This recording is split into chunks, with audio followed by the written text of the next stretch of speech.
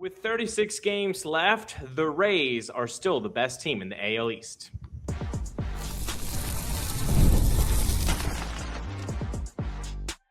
You are Locked On Rays, your daily Tampa Bay Rays podcast. Part of the Locked On Podcast Network, your team every day. He's WTSP Sports Director Evan Closky alongside Ulises Sambrano, and I'm Kevin Weiss. And today's episode is brought to you by Game Time. Download the Game Time app, create an account, and use code LOCKEDON for $20 off your first purchase. Later on today's show, we'll close out this fun Thursday with baseball trivia and Name That War. In a few minutes, we put Evan on the hot seat with the much ballyhooed Closky on the clock. But to start, what to make, if any, of the Rays' recent skid? That's right, because after a triumphant 9-0 road trip, the Rays came back home and have been disappointing with a 1-4 record at the Trop. Yes, you might be asking, hey, what about Wednesday's game? Well, guess what? Peek behind the curtain, it's happening right now, and the Rays are winning 2-0 in the third. 2-1. 2-1. Got ahead of myself. I don't know there were 3 runs, so there you go. Since the All-Star break, though, let's take Wednesday's game off. Since the All-Star break, the Rays are 7-7 at the Trop. Does this seem like regression to the mean, Evan, due to the amazing home record that they had previously to start the season? Or is there something that you're seeing, maybe, some cracks that you are pointing out and saying, hey, this is what's actually happening right now? Yeah, I think it is some regression. We had the hitting regression happen in the last homestand. The only difference was the pitching was utterly absurd. Like, go look at the last homestand for everyone out there listening, and you'll chuckle at how they went 6-3 during that stretch, considering the amount of runs they put up. And now this homestand, we're seeing a regression with the pitching. It's not too surprising, given the fact that they were dominating at home for such a long time that it's hard to keep up that pace. On top of that, they were on an 18-4 run. They could only sustain that for so long, right? Earlier in the season, they had a 22-4 run. So, and then life corrected itself harshly after that as well. And you were coming off a road trip where you went 9-0. So, like, the Rays had a stretch there earlier in the season where they were so bad on the road, and then you felt like they made up some ground there, and then they return home, and it was the opposite happening. So I think when you just look at the totality of everything, baseball finds a funny way of balancing itself out. Sometimes over the years, sometimes it takes more than that, but I do believe that this is just life correcting itself one way or the other. All right, so we do have, that was Eric Neander calling me just now, actually. So really? Eric, you should be watching the game. You shouldn't be calling me. I don't know what's up with that. Some roster moves here. So Victor Mesa Jr.'s hit the IL with tight left hamstring issue. In his stead, the Rays have brought up Kenny Piper. So the Rays will have 3 catchers and be down an outfielder. What do you make of this move, Evan? I'm just trying to see the reasoning behind having a third catcher, and maybe the Rays think they have enough with the outfield between Jonny, DeLuca, Ryan Vilade, and so on. So here's the thing. The Victor Mesa Jr. injury could be just the minimum, right? That could be just the minimum. Jacob Melton is working his way back. He should be in the fold in Durham soon. If in a pinch you need him, if Victor Mesa Jr.'s injury goes longer, you can bring him up. So in the short term, yes, you can live with DeLuca and Vilade handling those extra ABs. And then with Piper, you're in the middle of a stretch, 26 games in 28 days, one of which included a 2-week stay on the West Coast. They had a good rhythm there when they had the day off before the series in Seattle, and then the day off flying back east, where it was kind of Hicks and Fortes going one after the other. One's going to play, then the other's going to play. bringing up Piper in the short term during this stretch allows the Rays to potentially help their catchers. It helps them get off their feet a little bit with the amount of work they're doing behind the plate. But two, it also gives a little bit more flexibility late in game, that if you want to use a guy like Nick Fortes or Liam Hicks as a pinch hitter, now you're able to do so because you have a catcher who can step in and handle the workload afterwards. So if you don't play Liam Hicks, right, you essentially have to sit him the entire game because you need to protect Nick Fortes if for some reason he gets hurt, right? So that limits one of your better hitters on the team to a bench role the entire game. Whereas if they now have Piper, they can now use Liam Hicks as a pinch hitter. And then they also don't have to use him in the game necessarily. They could put in Piper and have him catch the rest of the contest or whatever it might be. It just provides a little bit more flexibility. Don't look at this as a long-term solution. I just think it is part of that marathon sort of outlook of, hey, this is how we're going to manage some bodies, making it to September, where we also get to expand the roster a little bit. And with the at-bats from Mesa, who had been getting plenty of at-bats, and yeah, I mean, he's got 10 home runs. He's been putting up great better production than I think a lot of people expected. Oh, 100%. I mean, he's got 10 double digits home runs. So, like, obviously he was getting enough plate appearances. So that those plate appearances are not going anywhere. They have to be filled. And like Kevin said, it's either Ryan Vilade or Jonny DeLuca. In your opinion, let's put our Kevin Cash, cap here. Is there a certain path that you're going with, either more Vilade or more DeLuca, or is it just still 50-50 between both of them? It's going to depend on the pitcher. Certain hitters do better against certain pitches, which then lead to certain matchups. So I think that push came to shove in a big picture sort of way, it's going to be DeLuca, because DeLuca has a higher ceiling with his defense. You can trust him a little bit more out there. I know Vilade made an unbelievable grab against Gunnar Henderson a handful of days ago, but in general, DeLuca is the better outfielder, like defensively. So you're going to lean towards that first and foremost, and then fit in Vilade where you can. But there might be a pitcher who better suits Vilade's strengths as a hitter, and maybe you play him that game against a righty. Fair enough. Yeah. Well, I think we already kind of warmed up the seat for Evan, but we got to turn up the heat a little bit with Closky on the clock. If you've got a sweet tooth like both Kevin and I, then you know how tough it is to find a perfect treat without all of the sugar. And that's why the Fruity Rainbow 5-Hour Energy Shot brings that nostalgic flavor back in a whole new way. The Fruity Rainbow 5-Hour Energy Shots treat your taste buds to an explosion of fruity flavor with a tasty caffeine kick. It's a quick, easy way to satisfy that sweet craving while keeping things simple and on the go. The best thing about it for us, Kevin and I, it's the zero sugar treat. That's the sweet tooth approved, because, you want to keep the calories down, and this is an easy way to get that pick-me-up without feeling too guilty. So today, get the candy-flavored chaos with Fruity Rainbow 5-Hour Energy Shots, available online at 5hourenergy.com or Amazon. Again, get that Fruity Rainbow 5-Hour Energy Shots at 5hourenergy.com or Amazon. Well, there's nothing like watching a Rays game. Even better when you get to watch it live. The excitement, the fans. The only problem, though, is getting tickets can feel like a grind. Long queues, surprise fees, prices jumping at checkout. Well, that's where there's Game Time. The Game Time app gives fans the advantage with constant innovation, and it's how you unlock amazing tickets and experiences in just a few taps. Fees are included in the price you see. What you see is what you pay, period. 2 taps and it's done. No stress, no hidden fees, just great seats in minutes.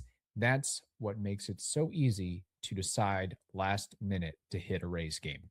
So go ahead, take the guesswork out of buying MLB tickets with Game Time. Download the Game Time app, Create an account and use code Locked On for $20 off your first purchase.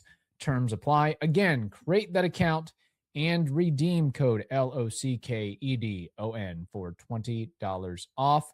Download the Game Time app today.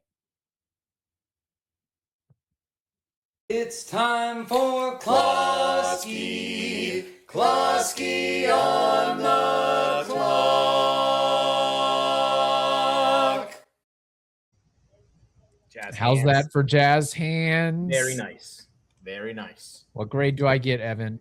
Again, you're too vertical, my man. Yeah, you go this way. You got to go this way. Horizontal. Yeah.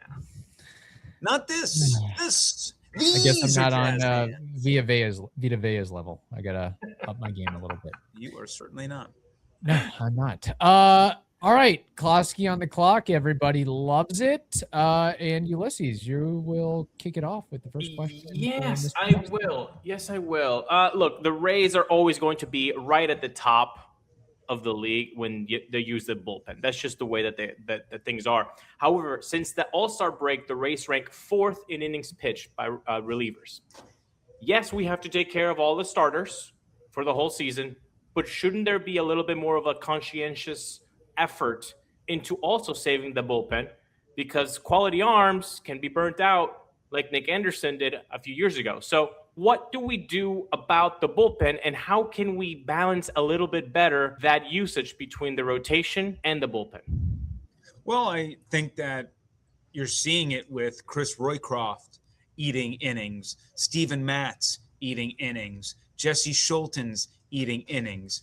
Brian Baker didn't pitch the entire Athletics series after doing a bunch of things in Seattle. Clevenger had a long layoff, not to mention not pitching earlier this season. So his innings should be fine. Kevin Kelly is somebody that you probably have to manage, as he's been from start to finish, along with Baker, kind of there in the mix. But for the most part, you just acquired Tyler Wells, so you're not as concerned there. I understand it, especially when you look at last year, what Edwin Uceta did for this team and how he is not an option this year and likely going to be on the IL the entirety of the season. But it's I think that's why when we were watching Jonathan Heasley and Aaron Brooks and those guys, I mean, when you were watching them earlier in the season, I just want you to know that's why they are doing it, to preserve as many innings from their horses entering go time, which is right around now. But, I don't think there's any quick fix. The fact is you have starters that are you have to manage a little bit more now, because the starters have done a lot for you on the front end. Outside of a Nick Martinez, who's on a 1-year deal and a veteran, you can let him ride. But it's just there's no quick fix here. You just got to do it where you can throughout the course of a season. And we haven't really seen Kelly get worked a lot recently, so you see them pick and choose their spots. They really do. All right. So turning to the offense, and in particular, Junior Caminero. So during this homestand, and I know he had a double to start off Wednesday evening as we're recording right now, but during this homestand, Junior's hitting a line of 190, 227, 190, 417 OPS, no home runs, and a 15 WRC plus. I believe that's across 5 games and 22 plate appearances. Is it just a matter of, hey, he's going through a few game rough stretch, or is there anything that you're seeing from him as to why he is mired in a little bit of a mini slump here? It's a long season, right? There was a stretch where we were talking about Junior Caminero hitting a home run for 8 straight days. And luckily, on the road there on the West Coast, I don't think he was feeling the best in terms of his swing, but when he was making contact, he was making very loud contact, and it was going out of the ballpark. So that's the impact that he brings. And I'm not too worried about short-term slumps here. It's going to happen. So it stinks. He's going to make an adjustment. He'll figure it out, and he'll get back on his way. Hitters Yandy Díaz was in a slump for 6 weeks. It was terrible. Chandler Simpson was in a slump for 6 weeks. It was terrible. at a certain point, they turn around. So when is Junior going to click back in? I'm not quite sure, but I'm not going to hit the panic button. Eventually what goes down has to come up again with a guy like Junior. Yeah, I feel that same way. With every year, you get on the social media, and when you're not touching grass and you hear, oh my God, this player or this player. And it seems like people forget that every year, including with the Rays, there will always be a guy in the bullpen that you're just not going to see any sort of productivity at all. Andy Sonnenstein, 2010 and 2011. Dana Evelyn in 2016. Wilmer Font in 2019. Calvin Fauché in 2023. You look in 2026, and that name is obviously Chris Roycroft. And you look at his body of work, and this year, you just can't help but scratch your head of like, when is enough? Because of his 10 outings, only 3 have been scoreless. A 144 whip, a 306 opponent's average in 17 and a third innings pitched. Do the Rays not have a single guy in AAA that can do Roycroft's role just slightly better than what we're seeing from Chris? Look, I'm going to tell you right now, I understand all the frustrations when it comes to Chris Roycroft, and I think they're valid. There are some underlying things with Roycroft that I do like. Elite ground ball rate, the extension. But the fact is the results are the results. We know that the Rays can get a little bit stubborn in this category, and I feel like they've probably gotten a wee bit too stubborn on the Roycroft train. But let me just explain it like this, because I think they were like him getting called back up. He really is just mop-up duty right now. Beforehand, it wasn't that. The other options that you could possibly see, Michael Grove, who's come up and down, and recently hasn't been great when he's had those opportunities. Englert, who right now is working on things because he hasn't been great in Durham. Alex Cook, we saw for a hot minute, but he's a young guy, right? Roycroft's a veteran. You don't really need a young guy losing his confidence in crappy situations like the low leverage stuff.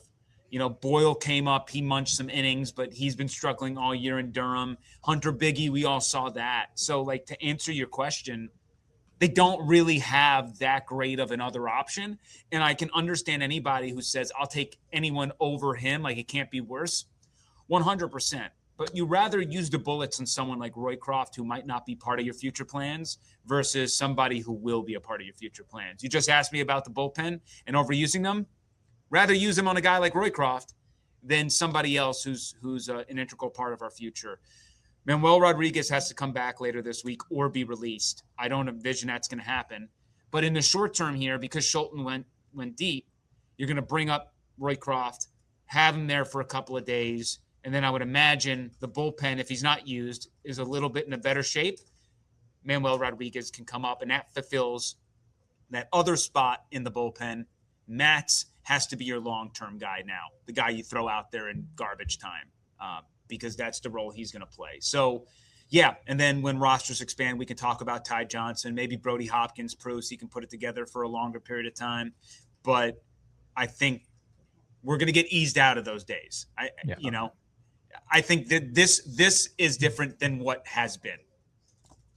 During an MLB season, every team has to have a lemon in the bullpen, a mop-up guy. And that's the thing is, and that's why I brought up those names so people don't forget. This happens every single year. It's just 17 and a third innings with no real. No, it's bad. Results. It's bad, and I get it. And the problem is, and what you have to realize out there is, for a team like the Rays who are on an 18-4 stretch, just like when they were on a 22-4 stretch, you have guys in your bullpen who are there to be in low leverage.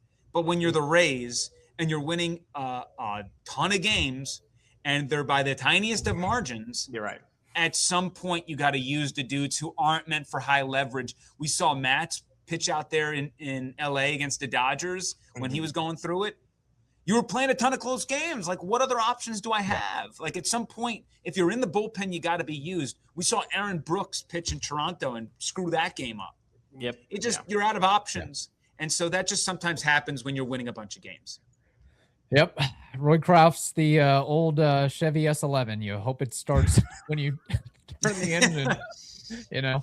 All right. Final Closky on the clock question before we delve into baseball trivia. Name that war.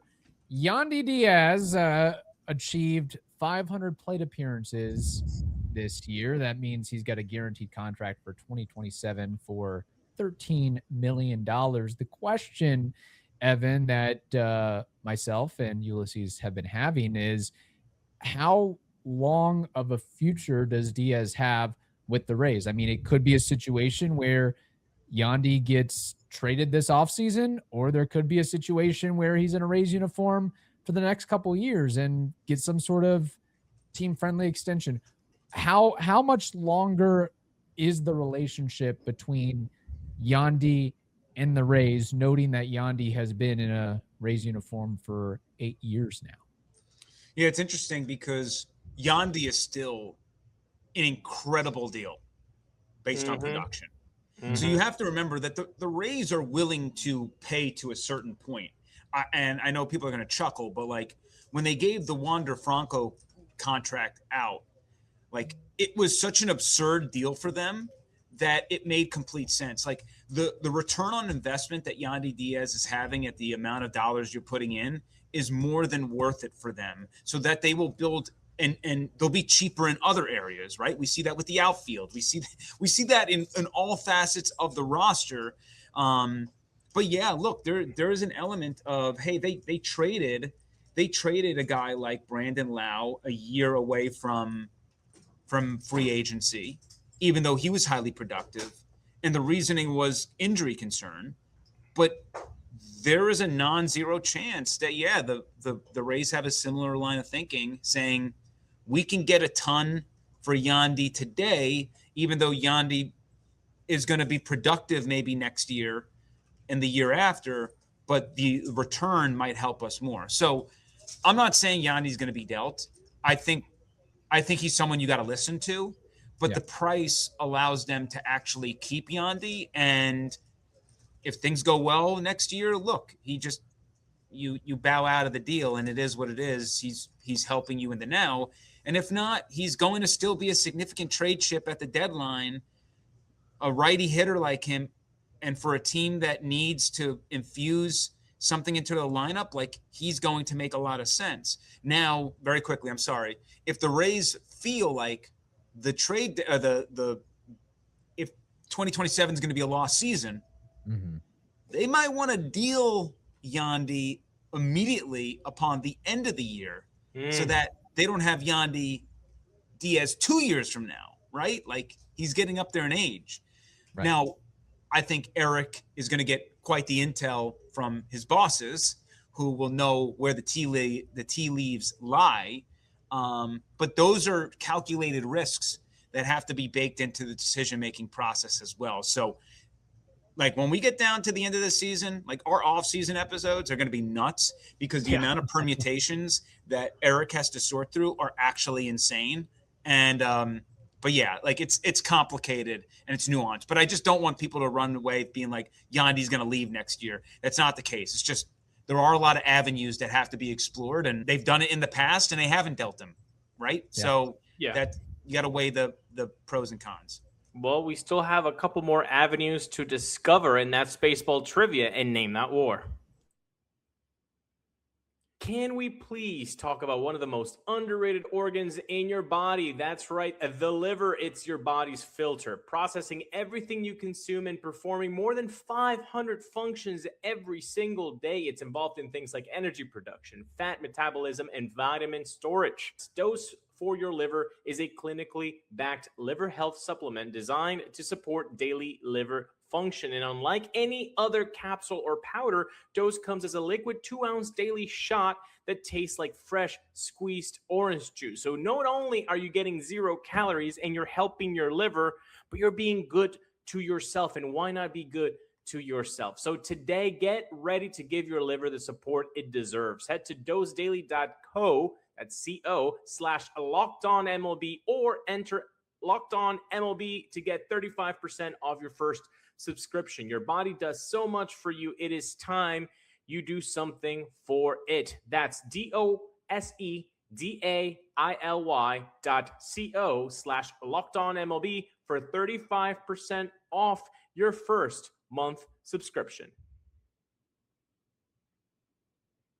Thank you so much for tuning in to Locked On Rays and making us your first listen every single day. People, it's time for baseball trivia. And today in front of me, I have the top 9 Blue Jays with home runs against the Tampa Bay Rays franchise. Of these 9 guys that wore the Blue Jays uniform, I need you both to ping pong 6 of these 9 players. Question. I presume this dates back to the Devil Rays days as well. Correcto. Okay. Joey Bats. Joey Bats is number 2 on the list with 31. And that was Ulises' classmate at USF once upon a time. That's right, baby. 2-time class, and we were buds, so there's that. Oh. Let me think here. Vladdy Jr. Vladito is on this list at number 6 with 19 bombs. He needs to stop it. I'm going to go with Edwin Encarnacion. The Parrot himself, Edwin Encarnacion, with 22, makes it to number 4. Vernon Wells. Vernon Wells, what a name. He is number 7 on this list with 17. God, he was good, wasn't he? Yes. Oh, man. Until he got to the Angels. Until he got to the Angels, yeah. The Angels, where players with big contracts go to... God, it's been like 20 years of the same Angels narrative. Like, stop it. Josh Donaldson. Ooh, great guess. Donaldson is correct. He's number 9 on this list. He's Let's the go. last time on this list with 15. Yankee legend, by the way, Josh Donaldson. Yes, he makes it on this list. You guys have 5 of the 9. You need one more. All right. Kind of going back to the Vernon Wells days. Alex Rios. Alex Rios. Oh, we've done Name That War with Alex Rios like 17 times because he's such a good name, but not for this list. Strike 1.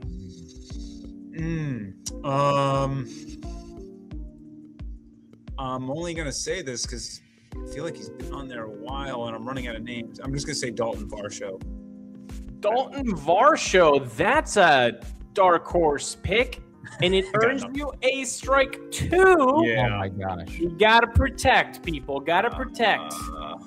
Now we might have to go to somebody in the Devil Rays era. Yeah, I know we got 26, but you guys have to have a 2-strike approach here. Oh man. Is there a I'm trying to think of like 2000s. Like John Olerud keeps popping in my head, but I think he was too early. Adam Lind or Lyle Overbay. I'm throwing out names here. Oh man, that's what about who's the other guy that he was? Bichette? You know what? Might as well try Bo. All right, I'll try Bo Bichette for the dub. For the W, the Tampa product, Bo Bichette is your strike 3. You are out, and the thing that sucks is you guys said a name that does make it on. Was it Lind? The list. Number 1 on this list, Carlos Delgado, who should be on the Hall of Fame. Oh, dude. I know. It gets worse. Number 2, Jose Bautista. Number 3, Adam Lind. Indeed, Evan and Kevin. Number 4, Edwin Encarnacion. Number 5, yeah, he's a Dodger. Yeah, he wins World Series now, but he was a Toronto Blue Jay. Teoscar Hernandez in number 5. Number 6, Vladito. Number 7, Vernon Wells. Number 8, Jose Cruz. And number 9, Josh D. Donaldson. Yeah, we really should have gotten all 6. That's terrible. I mean, there were those three names. I mean, two of those three we should have. Delgado's that's inexcusable. Inexcusable. It happens to all of us. It does. It's the music. Once you hear the baseball trivia music, night driving, it's a different era, man. All right, it is time for Name That War. In my hand is an official minor league baseball that I got at last night's Tampa Tarpons game. Nice. This guy, I would assume he probably put up decent minor league numbers before he became a major leaguer. This guy did not play for the Blue Jays. However, he played for the Orioles, a team that the Rays just played and will play this weekend. His name is Nate McCluth. What is Nate McCluth's career WAR according to Baseball Reference? And I'll give you a hint here. He played between 2005 to 2014. That's the hint I'll give you. All right. I have no idea, and I know we're running short on time, so I'm going to go with 7 flat. God dang it, Evan. That's exactly what I was going to go with. 7 on the nose. So you know what? Let me Price is Right this the other way. 6.3. Okay. Nate McCluth, an outfielder, left-handed hitter, played 10 years in the bigs, like I mentioned, 2005 to 2014. 6 years with the Pirates, 3 with the Braves, 2 with the Orioles, 1 with the Nationals. Was a one-time All-Star, one-time Gold Glove winner. Had 101 career homers, 133 stolen bases. Had a 2020 season to his name, actually a 25 season to his name back when he was an All-Star with the Pirates in 2008. Career OPS of 742. And the guess is somebody had 7 flat, another had 6.3. Split the difference. Nate McCluth's career WAR, according to Baseball Reference, was 6.5. Oh, we killed that! No way! That's awesome. I was so. I mean, my gesturing told the story. I was very scared. I would be a lot happier if I didn't screw up Carlos Delgado. Yeah. Would have been you somewhat made up for yourself during Name That War. All right, Evan, how can people find your wonderful work and your forthcoming updates on Vita Vea and footy ball? Yes, head to the 10 Tampa Bay News app. You can find everything there, including our sportscasts. Obviously, we'll be all over the Vita situation tomorrow when the Bucs return to practice. So check us out there. That's the most immediate thing we got. And obviously, we're still following the Rays. This game is potentially going to be troublesome if Drew doesn't figure it out. Yeah. And USF Bulls, he's got updates on that. They will go undefeated in footy ball this year, I'm told. So there it is. I like that. It's possible. All right. It's possible. Yep. Anything's possible. Even the Rays winning the World Series. Who would have thought in 2026? All right. On that note, we hope you all have a wonderful day. Stay safe, and we will talk to you on Friday.